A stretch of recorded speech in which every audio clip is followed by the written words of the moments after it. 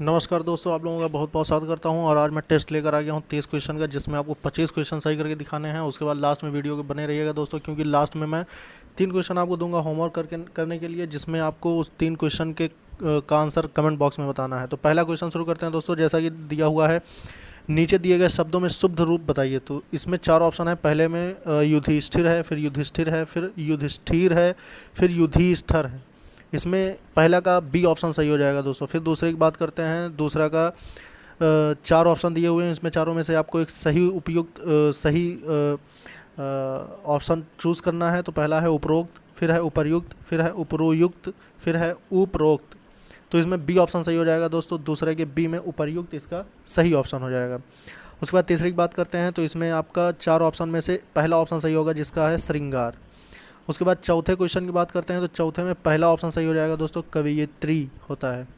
फिर उसके बाद पांचवें क्वेश्चन की बात करते हैं। तो पांचवें क्वेश्चन में बी ऑप्शन सही हो जाएगा, उज्ज्वल। उसके बाद दोस्तों फिर छठवें की बात करते हैं। तो छठे में 4 ऑप्शन दिया हुआ है, परिकोष्ठ, प्रकोष्ठ, प्रकोष्ठक या फिर परिकोष्ठक। तो दोस्तों 6 में बी ऑप्शन सही हो जाएगा, जो दिया हुआ है प्रकोष्ठ। अब दोस्तों हम बात करेंगे 7वें क्वेश्चन की, कि राजगृह में कौन सा समास है।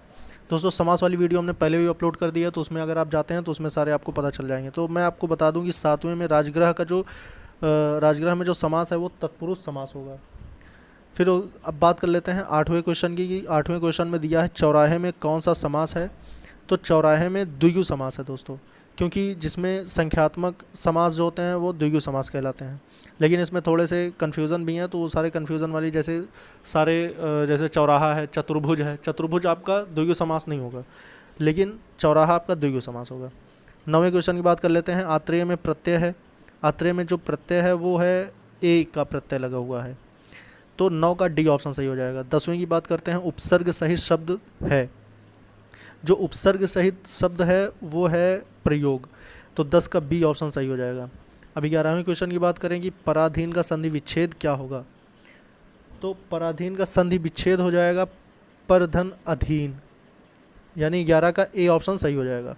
अब उसके बाद बात कर लें 12वें क्वेश्चन की। तो 12वें क्वेश्चन में दिया हुआ है अमानवीय में उपसर्ग है। अमानवीय में उपसर्ग है, ऑप्शन दिया है 4, छोटा आ, अमा, अमान या फिर अम। तो 12वें का पहला ऑप्शन सही हो जाएगा। इसमें है अ, अमानवीय में उपसर्ग है आ। 13वीं की बात करें तो अनाड़ी का तत्सम रूप क्या होगा। तो अनाड़ी को तत्सम रूप मतलब संस्कृत भाषा में क्या कहते हैं, तो वो होगा अनार्य। अनार्य कहते हैं अनाड़ी को।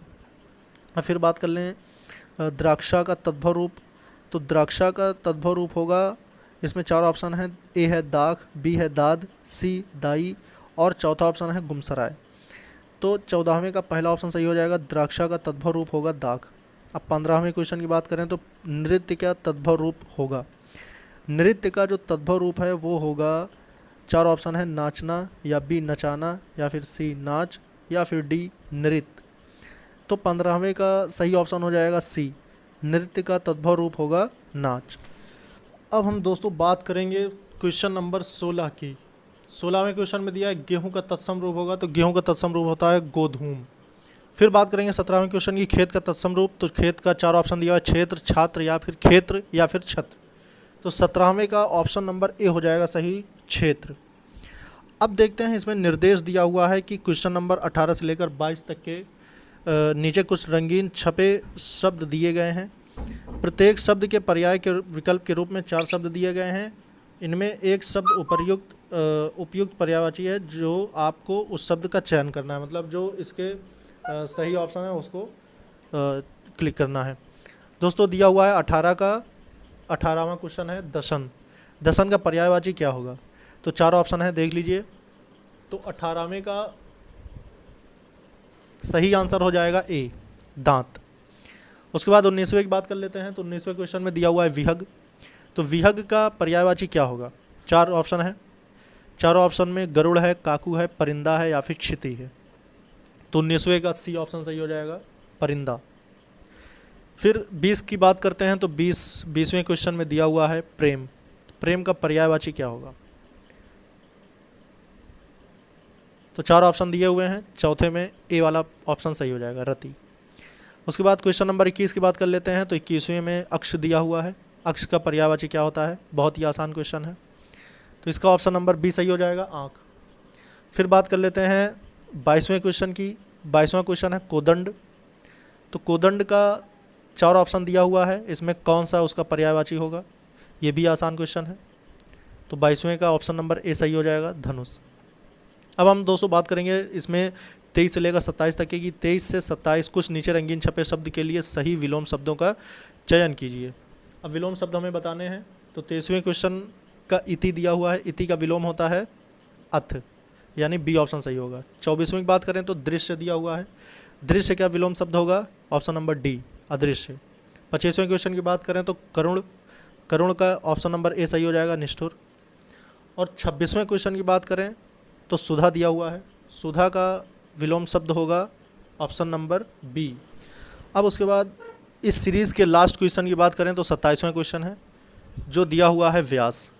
व्यास का विलोम शब्द क्या होगा? ऑप्शन 4 हैं। पहला ऑप्शन है समास, दूसरा है संक्षेप, तीसरा है संगीन और चौथा है संश्लेषण। तो इसका सही ऑप्शन हो जाएगा दोस्तों ऑप्शन नंबर ए, समास। तो दोस्तों ये रहे 27 क्वेश्चन। अब मैं आपको 3 देने वाला हूँ जो होमवर्क है। तो होमवर्क के क्वेश्चन आप लोग नोट कर लीजिए। पहला क्वेश्चन है आपका, खड़ी बोली का प्रयोग सबसे पहले किस पुस्तक में हुआ? पहला क्वेश्चन है, खड़ी बोली का उपयोग सबसे पहले किस पुस्तक में हुआ? दूसरा है, हिंदी साहित्य के आदिकाल का अभिनव जयदेव किसे कहा जाता है? हिंदी साहित्य के आदिकाल का अभिनव जयदेव किसे कहा जाता है? और तीसरा और आखिरी क्वेश्चन, चक्र का चक्का हो जाना किस ध्वनि प्रवृत्ति का उदाहरण है? दोस्तों ये रहे आपके 3 क्वेश्चन, जिसका आंसर आपको कमेंट बॉक्स में बताने हैं। और दोस्तों मेरे साथ बने रहिए, क्योंकि ऐसी सीरीज़ मैं लेकर आऊँगा जो सिलेक्शन दिलाने के लिए बिल्कुल आपके लिए सबसे ज़्यादा लाभदायक होगा। अगर आपने पूरी सीरीज़ पूरी कर ली तो फिर समझ लीजिए आपका सिलेक्शन कोई रोक नहीं सकता। इस वीडियो में इतनी ही। अगली सीरीज़ लेकर हम फिर मिलेंगे आपको शाम को 7 बजे। जय हिंद, जय भारत।